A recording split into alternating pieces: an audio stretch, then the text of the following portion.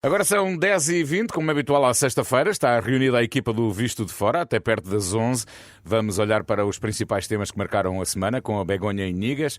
Hoje a partir da Galiza. Bom dia, Begonha. Muito bom dia a todos. Bom, e aqui em estúdio está o Olivier Bonamici. Olá, bom dia, Olivier. Bom dia a todos. Tu estás bem disposto e Estou com bom ótimo. ar, que eu estou a ver. Para lançar as questões sobre a atualidade, temos também, como é habitual, o jornalista da Renascença, Miguel Coelho. Miguel, vamos a isto, bom dia. Vamos lá a isto. Bom dia a todos. Temos muitas questões hoje para tratar aqui no Visto de Fora. Como sempre, com olhar não só aos temas nacionais, mas também europeus. Mas antes ainda, o Olivier, sei que quer deixar aqui uma pequena provocação, chamemos assim, à Begonha. Isto com francês e espanhol já sabe como é. Isto começa bem.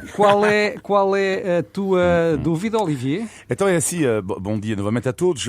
Ultimamente tenho feito um trabalho para as 3 da manhã sobre os hinos das equipas de futebol. Bom, e um dia falei da Espanha.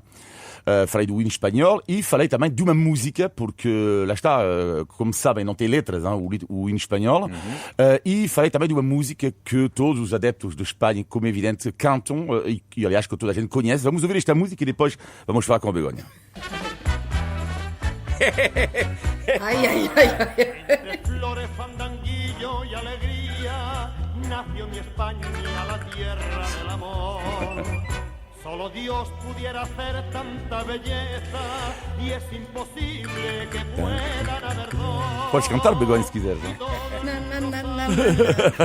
Quero que cantes tu. Não era cantar mesmo.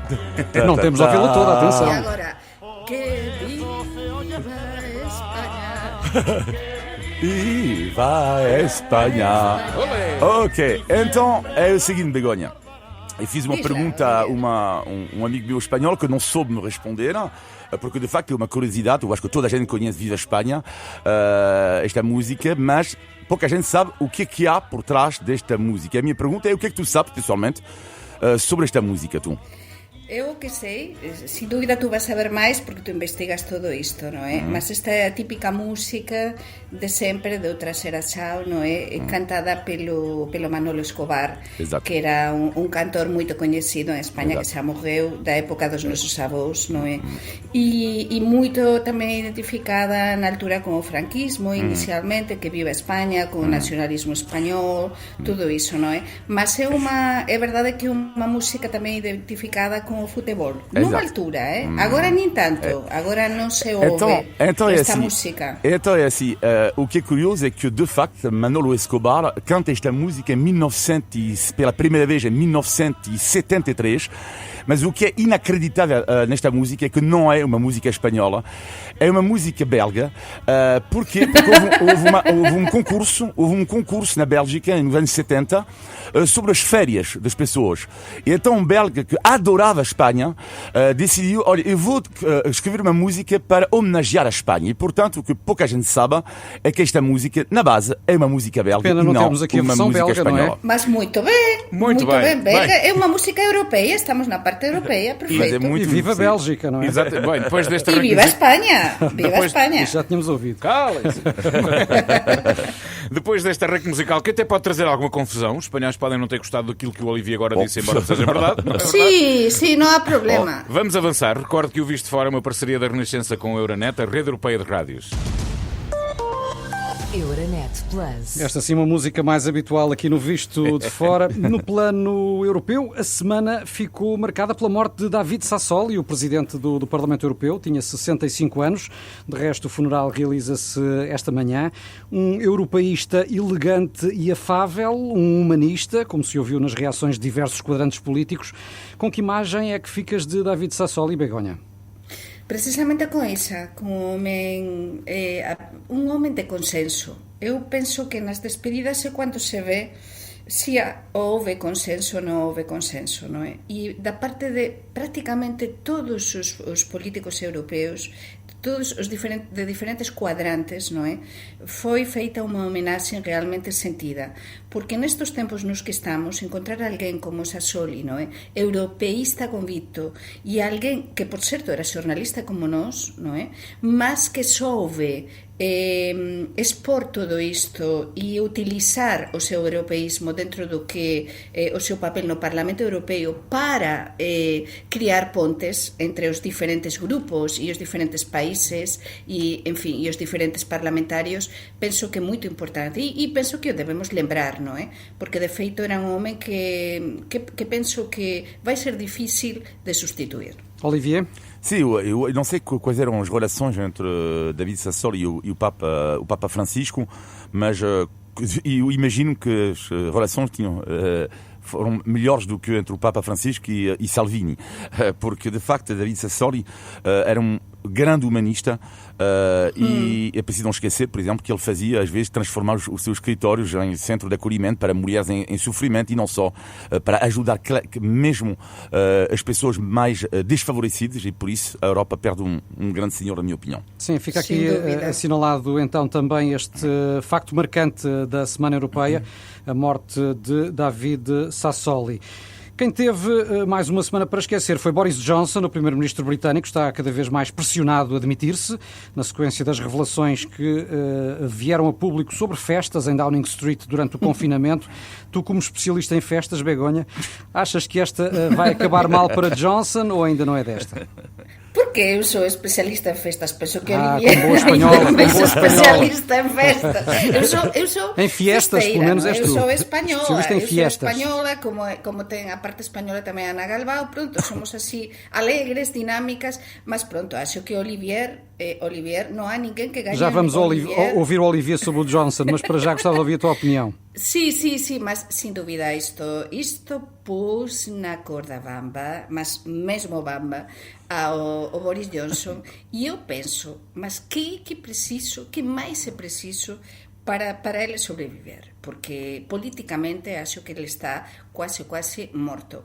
Penso que a chave de todo isto para saber se ele vai sobreviver ou non nos próximos días está no seu propio partido, non é?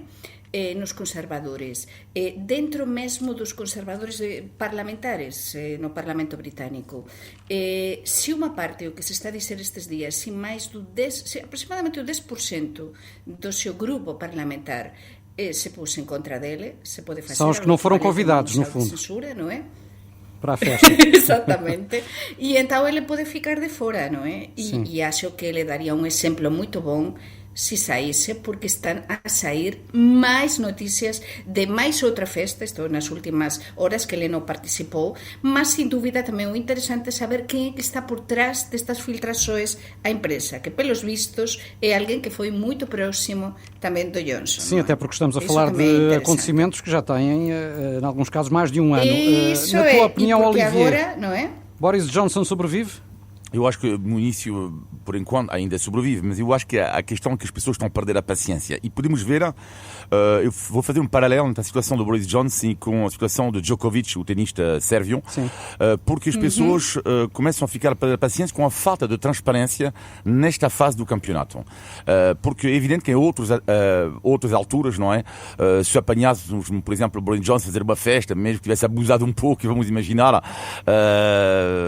no álcool, eventualmente, estou a dar um exemplo, as pessoas não iam julgar de tal forma. Só que a grande questão, e mesmo Djokovic em outras circunstâncias, sabemos que é uma personalidade bastante controversa, só que a falta de transparência irrita cada vez mais as pessoas. E no caso do Boris Johnson é um problema, porque nas sondagens ele está a cair a pico, o Partido Trabalhista está na liderança neste momento nas sondagens, e dentro da sua própria família política ele tem também cada vez mais inimigos, por assim dizer, e portanto eu acho que ele já usou o seu joker e não poderá usar outro. Sí, sin dúvida, porque ele está nos piores... As sondaxes lle dan os piores escenarios e intenções de voto dos últimos 8 anos, como dicías, non? Están pela frente os traballistas e sim, as persoas están mesmo a perder a paciencia. Vamos ver o que é que trazem os próximos dias. Que está a confinar, non é, aos británicos, e depois están aquí a clase política e os políticos que están a gobernar o país enterarse meses depois, que se xuntaran num momento crítico para o Reino Unido a facer unha festa, estamos a falar de 100 persoas, non é? Então, é moita xente, sin dúvida. Vamos aguardar, até porque nas últimas horas foram reveladas mais 2 festas que terá havido em Downing Street, na altura em que o Reino Unido estava de luto pela morte do príncipe Filipe. Portanto, vamos ver até que ponto é que a situação se agrava ainda mais para o lado de Boris Johnson. Quanto à pandemia, continua a bater recordes diários na Europa. Também em Espanha ainda não se sabe se o pico terá sido já ultrapassado ou se haverá ainda margem para agravamento. Mas o governo espanhol, Begonha, quer que a Covid passe a ser encarada como a gripe. Isto significa o quê? Pois sim, temos un novo termo que está a aparecer estes días nos órganos de comunicación sociais españois que se chama gripalización. Entón, a polémica está servida en España e estes días non se fala de outra coisa. O COVID é unha gripe, neste momento a variante Omicron é como unha gripe, entón o goberno do Pedro Sánchez, o goberno do socialista Pedro Sánchez, quer mesmo gripalizar a pandemia neste momento porque considera que debe ser tratada neste momento, entre aspas, como unha gripe, o que non está ben a ser ben recibido por grande parte até dos especialistas, non é, dos cientistas, da clase mesmo que controla, os técnicos que controlan as estado do COVID en España, precisamente porque moitas persoas están a pedir cautela, están a pedir contenção, están a pedir un bocadinho de cuidado e non tentar relativizar algo que, como ben estamos a ver, temos imensos casos en todos lados, non só en Portugal, tamén en España. E isto que significa? Significa que agora neste momento xa foi aprobado en Consello de Ministros, vamos ter un máximo de cuarentenas para as persoas positivos de COVID de unha semana. Entón, tú podes pedir o que a baixa a seguranza social, digamos, por COVID, unha semana, e depois xa, no momento da baixa, xa tens a alta, se non tiveres complicações. Isto tamén está a criar bastante polémica dentro dos espanhóis. Se me permite um pequeno comentário sobre esta decisão espanhola, eu acho que a ideia de Espanha seria completamente irresponsável, mas completamente irresponsável se fosse tomada. Se fosse tomada agora. Ou seja, o governo espanhol também fez questão de dizer algo que eu acho muito importante, é que eles querem encarar o Covid como uma gripe, mas não agora. Ou seja, eles foram claros, disseram que era depois desta vaga acalmar um pouco. Portanto, ou seja, é uma ideia que faz todo o sentido a partir do momento como é evidente que os casos começaram a acalmar um pouco. Não? Sí, mas eles disseran unha coisa é o que se dis e outra é o que se faz. Eu como estou deste lado da fronteira, non é? E sin dúbida non é só dizer, porque eles o que están a facer agora é se a comenzar a tratar como unha gripe, por iso está a haber tanta polémica. Por qué? Porque se a partir de agora as baixas son de unha semana e tú podes, imagine que eu fico positivo, pois eu peso unha baixa médica e no mesmo momento eu xa posso ter alta, non é? E é tentar, isto que significa? Que, por exemplo, os órganos de comunicación social como a Renascença, desta maneira tamén non vai haber un reconto diario dos casos de COVID. Entón se vai relativizar todo isto. Isto pode ser bom, mas pode ser tamén mau, non é? Porque temos unha pandemia que ainda é pandemia. Sim, então, mas de facto cada vez mais pessoas começam a dizer que podemos estar a caminhar para um momento em que a pandemia de facto se transforma na chamada endemia. Vamos ouvir também o Olivier agora sobre o caso de França, porque não para de crescer a tensão entre o governo e os anti-vacinas, até já com ameaças de morte a políticos que apoiam a vacinação. Olivier, a coisa está a ficar séria. Sim, é muito grave, porque são eleitos da República que estão a ser agredidos, ameaçados de morte por causa das posições, lá está, contra as pessoas que recusam ser vacinadas. Até um caso gravíssimo em França. Eu diria que, infelizmente, Emmanuel Macron, e falamos disso na última semana, também anda a pagar um pouco as suas declarações que considera infelizes, a dizer que ele quer lixar a vida das pessoas que não têm a vacina. E como é evidente, dentro das pessoas anti-vacinas, há pessoas que são como eu diria, pacíficas, e há outras que não o são. E, portanto, de qualquer modo, muitas pessoas que não foram vacinadas sentiram-se atacadas pelas declarações de Macron.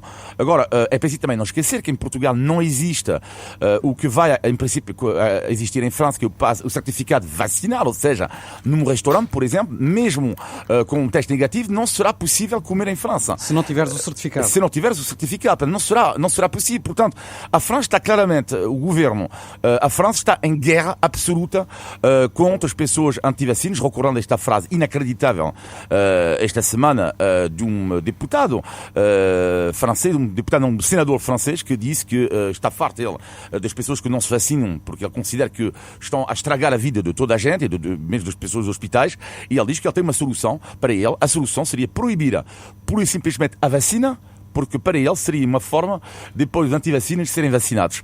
Ou seja, ele considera que os antivacinas dizem não a partir do momento em que está o furo proibido, não é, por assim dizer. Portanto, é uma espécie de tensão de clima muito especial em França e muito pesado neste momento. Muito bem. Não sei se Begonha vai dizer mais alguma coisa ou se continua. Eu queria dizer que houve uma reportagem que deu a volta a todos os órgãos de comunicação sociais espanhóis, que se emitiu, de um senhor idoso, idoso, 60 anos, 60 e poucos, que ficou muito grave, ficou nos cuidados intensivos, não tinha sido vacinado, num hospital na Catalunha, e ele decidiu falar aos mídia, uma vez que saiu, ficou em planta, não é? Depois de deixar a UCI, a Unidade de Cuidados Intensivos, a dizer que, por favor, as pessoas se vacinem, porque ele era anti-vacinas, não é? Não acreditava nisto, pensava que como os outros estavam vacinados, ele ia ficar, digamos, imune, e que é muito importante se vacinar. Então, este tipo de testemunhas acho que são muito importantes. E depois há uma coisa na que Portugal está pela frente de Espanha, teño de recoñecer, xa falaba isto con o Miguel ontem, fora do microfone, e é na parte da venda dos testes de antisenios, porque en Portugal, além de que, por exemplo, en Lisboa os temos gratuitos, non é? Para os residentes, até 4 por mes.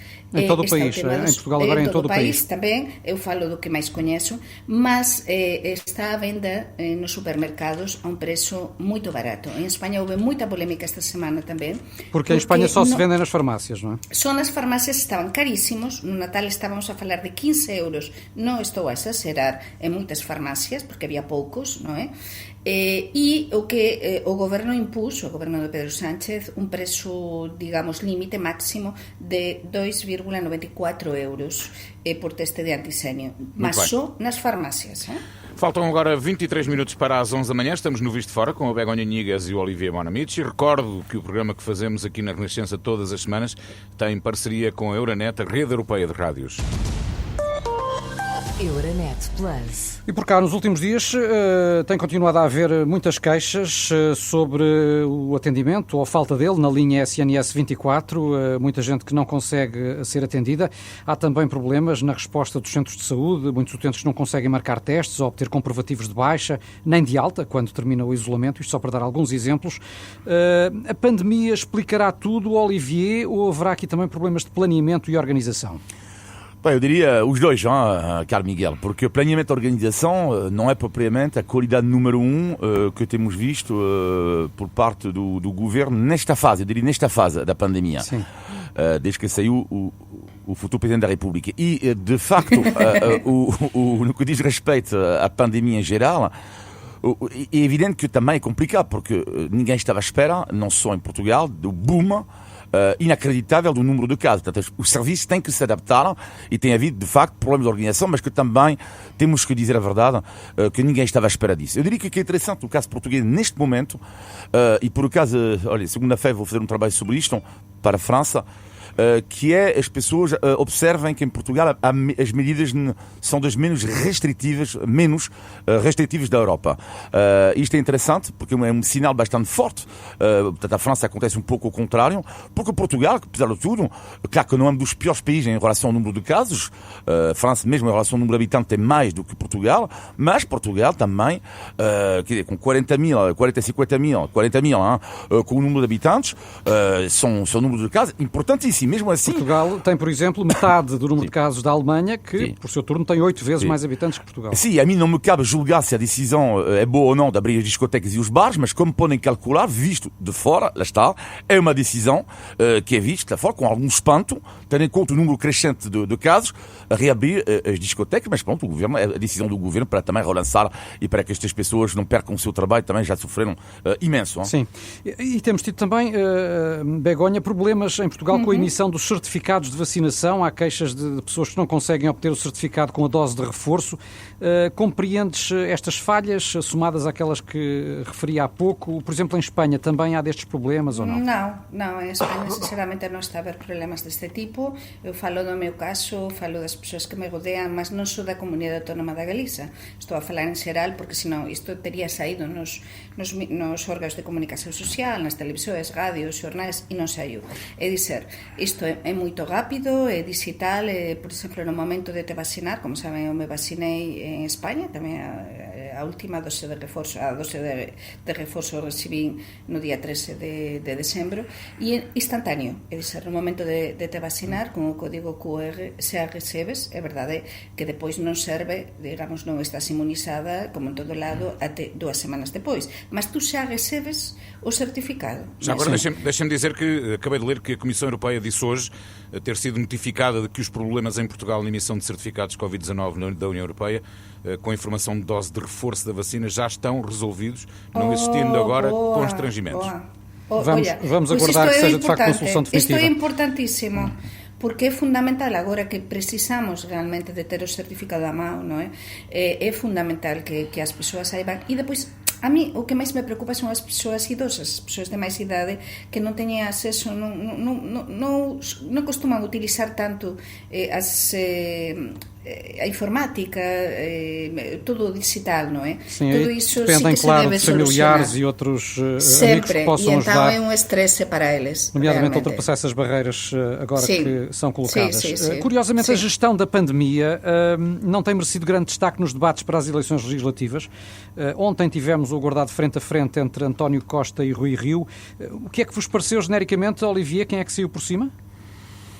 Debate super interessante, achei bastante esclarecedor, pelo menos não houve trocas de insultos, já contado outros debates que temos visto. Eu diria, na minha opinião, ganhou ligeiramente Rui Rio.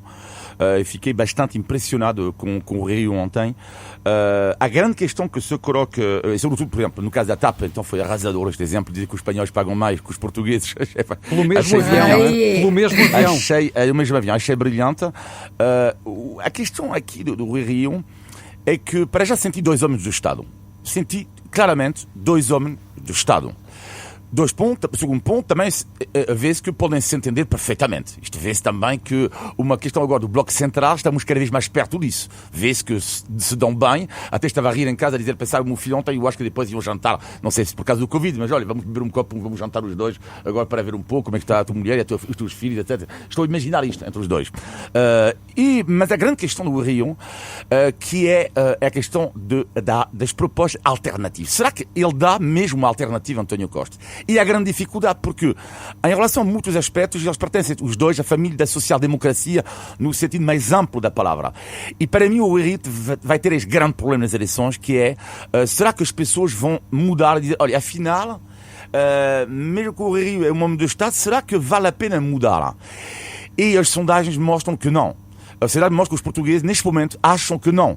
Agora, dá 9 pontos de diferença. Agora, se António Costa ganhar com 9 pontos de diferença, será a derrota, uma grande parte, na minha opinião, da comunicação social, como foi derrotado com Donald Trump, ou seja, não sou medir o pulso real do povo, e, sobretudo, para mim, uma vitória estrondosa de António Costa. Veremos. Mas eu duvido, mas vamos ver. E até que ponto também este debate tem influência nas sondagens. É, exatamente, mas vamos ver também, porque o debate ontem achei o Rui Rio particularmente brilhante, apesar, acho eu, continua sem grande projeto alternativo. E para ti, Begonha, Rio ou Costa, quem é que esteve melhor? Primeiro, teño de dizer que eu acompañei o debate na RTP Play, mas depois acompañei o programa especial da Renascença, super interesante, gostei moitísimo, e sin dúbida estamos nun momento, parabéns, mas estamos nun momento interesantísimo na política portuguesa, porque hoxe, como dicía Olivier, sí que vimos a dois grandes políticos, a dois homens de Estado, que son diferentes, mas que, como dicía Olivier, e que concordo contigo, Olivier, teño de recoñecer, poden se chegar a entender, porque eles, non nos esquezamos, se dan moito ben, mas ao mesmo tempo vimos tamén as diferenzas, é dizer, vimos ao Río a citar o fantasma, non é, da Seringonza, do Bloco de Esquerda, que claro, Costa, pois non, afastou, non é, a Seringonza, e vimos tamén isto que estábamos a dizer do DATAP, é dizer, nesta parte eu acho que o Rui Río esteve brillante, mas se eu teño de me decidir por se eu teño de dizer analíticamente quen é que gañou, para min, sinceramente, difícil. Se nos ollamos hoxe para as capas dos principais xornais portugueses, isto máis ou menos fica claro, non é? Porque vimos un grande debate, mas, como dixía Olivier, isto vai supor que as persoas de centro en Portugal, por exemplo, alguén que votou a Costa nas anteriores legislativas, vai mudar para o Río? Eu tamén dubido.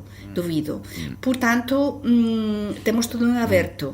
Temos todo em aberto neste momento. E de uma forma mais geral, que avaliação é que fazem ao conjunto dos debates a que temos assistido e ao comportamento dos principais líderes partidários, Olivier?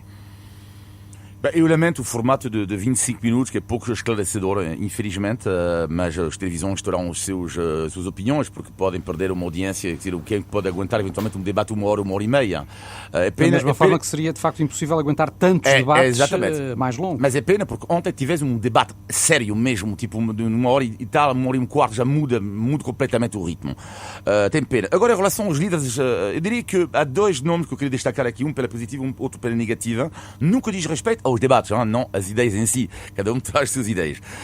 Eu diria que, para mim, a negativa será a Catarina Martins, que eu sinto que está a perder um pouco da sua força. Ou seja, sente um pouco um certo desgaste até na forma como ela debate, porque o Bloco de Esquerda, como qualquer partido, tem propostas interessantes para a sociedade portuguesa, mas sente que ela está a perder o seu. Pelo contrário, que é um partido que eu acho que vai fazer um grande resultado, e ando a dizer isto por acaso, estou a ser melhor dos apoios de política do que dos apoios do ciclismo, mas isto é uma pequena parte. Porque eu já estava a ver o filme da Iniciativa Liberal. Eu vou destacar pela positiva Catarina Figueiredo, Iniciativa. Porquê? Mais uma vez, não é por causa das ideias em si, mas lá está. São ideias claríssimas e a questão da alternativa. Quando há pouco eu falava da falta de alternativa de opinião do Rui Rio, mas no caso da Iniciativa Liberal, então lá, temos uma clara alternativa.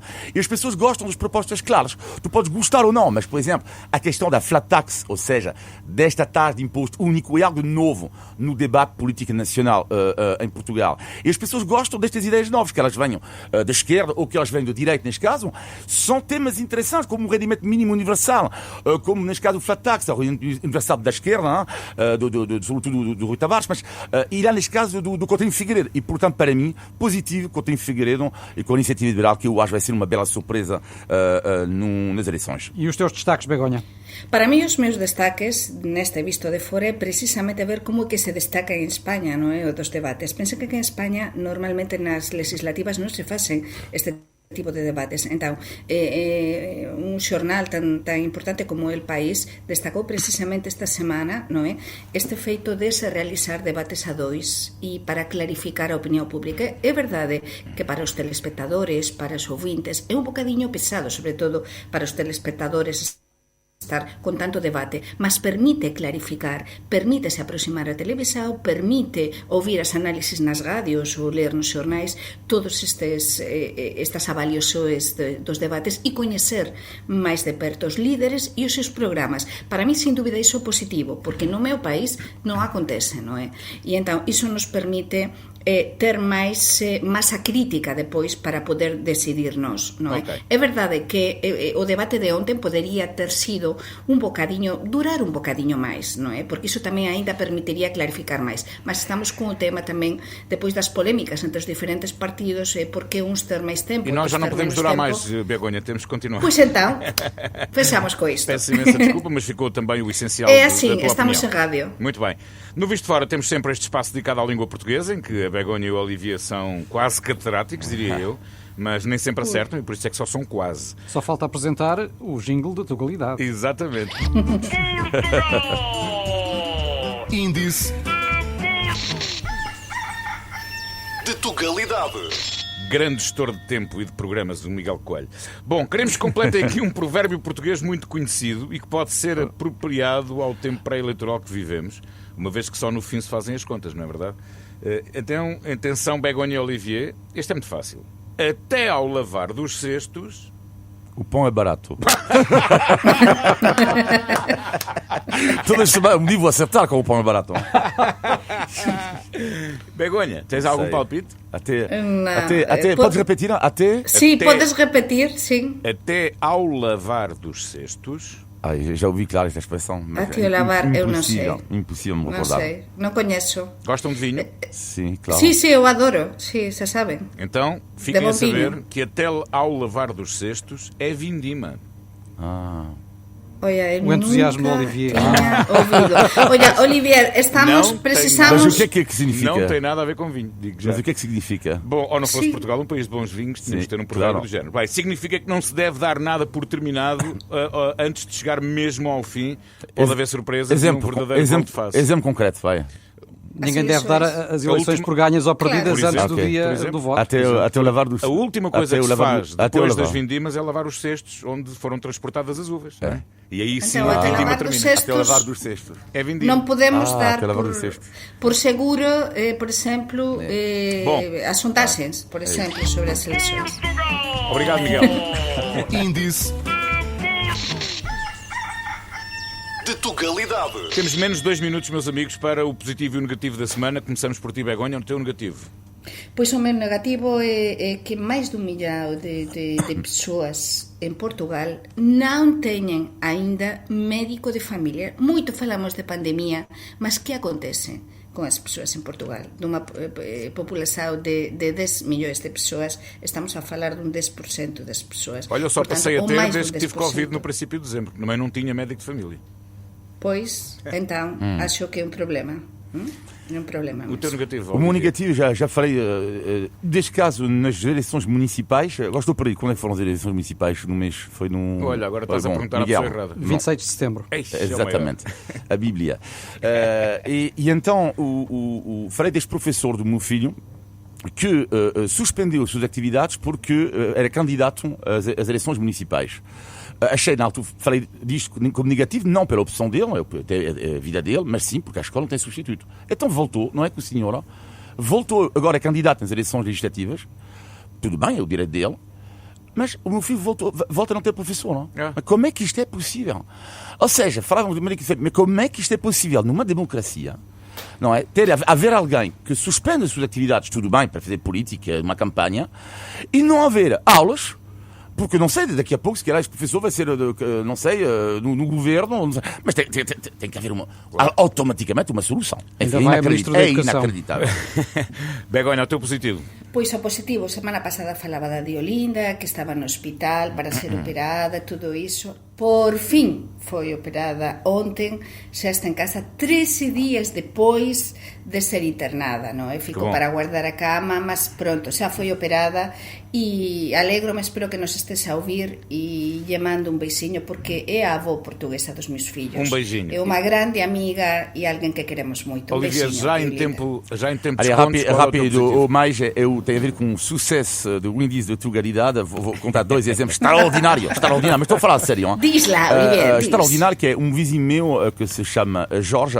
Cada vez que, como nunca acerto, não é? Cada vez que eu volto após o visto de fora, ele está lá, tipo, ele fica revoltado com a minha cultura e a minha ignorância dos provérbios. E quando voltei na última sexta-feira, ele diz: então, pá, quando as bolas garado, o quê, Olivier? O pobre diz... Mas o melhor de todos, tem que ouvir isto, aconteceu no semáforo, em Lisboa esta semana. Estou em Lisboa, semáforo, um homem à minha esquerda baixa a janela, o vidro, e disse: então, eu disse: o que é que eu fiz? Eu não fiz mal. Ele disse: então! Então o quê? Quando as bolas grande! Eu respondi: claro, o pobre desconfia. Muito bem, estamos no final de mais um Visto Boa, Fora. boa. Todas as semanas conversamos sobre a Europa, Portugal e os portugueses. Podem enviar os seus comentários e sugestões para vistofora@rr.pt.